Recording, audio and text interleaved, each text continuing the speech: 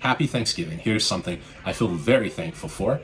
Imagine it is October of 1955, smack dab in the middle of a conservative decade that puts a high value on conformity, and you are in the 6th Gallery in San Francisco, about to attend a poetry reading. And after some fairly conventional poems, you hear a young man begin to read.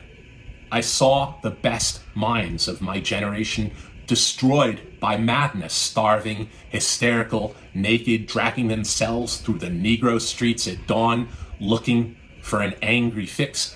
Angel-headed hipsters burning for the ancient heavenly connection to the starry dynamo in the machinery of night, who poverty and tatters and high and hollowed-eyed sat up smoking in the supernatural darkness of cold water flats floating across the tops of cities, contemplating jazz, who bared their brains to heaven under the L and saw Mohammedan angels staggering under tenement roofs illuminated by the Blake light tragedy. Anyways, it is an entirely new voice, and the words angel-headed hipsters burning for an ancient heavenly connection to the starry dynamo in the machinery of the night somehow resonates with you, because you're in the middle of the 50s and you want something more, and the crowd around you is a little bit drunk and maybe have smoked a little bit of pot on the side, and there's a rhythmic chanting that goes on, and you hear the buzz, beat, beat, beat. This is beat poetry. This is the new beats. And you start thinking about the words and looking around, and yeah, some of the people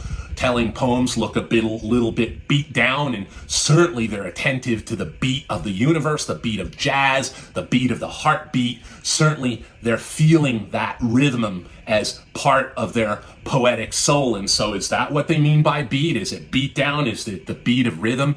And you look at Allen Ginsberg's face, who's still reciting Howl, and speaking of angel-headed hipsters burning for the ancient heavenly connection, and suddenly you know, well, yeah, maybe it's beat of tatters and beat of outcast and beat of rhythm, but it's also the beat of beatitude.